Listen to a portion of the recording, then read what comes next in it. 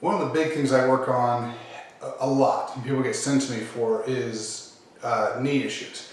The big thing that we have to understand about the knee that I see the vast majority of the time when people end up in my office after they've been somewhere else, a surgeon's office, and they say, well, there's something wrong with your knee. Patients come in and say, but my knee still hurts, or they've gone somewhere else and they've gotten therapy on their knee, but it's not helping.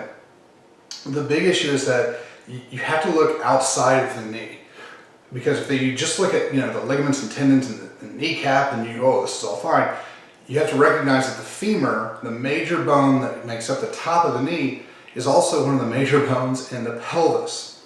Here's the issue. If the pelvis moves like it's supposed to when you're walking and running, and it's out a little bit, the femurs twist. When the femurs twist, which is part of the natural motion, they twist at the top and at the bottom because it's one solid bone. So you have to reset the pelvis. You also have to reset all the musculature in the pelvis along with the knee. If you just adjust the knee, if you just mess with the knee, you're only going to get 20 to 30% of these problems resolved. So if you have knee issues, especially if you have a knee issue and you've had an MRI, and the MRI came back clean, no tears, nothing like that, no big cysts or anything like that, and you still have issues with your knee, you have to find somebody who knows what they're doing with the pelvis. This is especially critical for female athletes.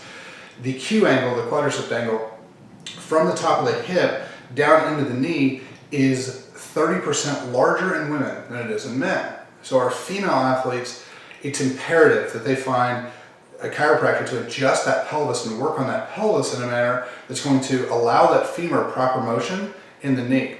Female athletes blow their knees out 10 times more often than men. And it's not because people tackle them or they take these massive hits, and it's definitely not because the knee is any weaker than a male's knee.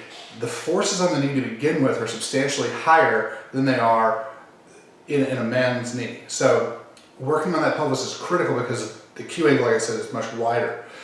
So making sure that you get in with somebody who knows how to properly address all the musculature, all the joints in the pelvis and in the hip is critical to solving knee issues.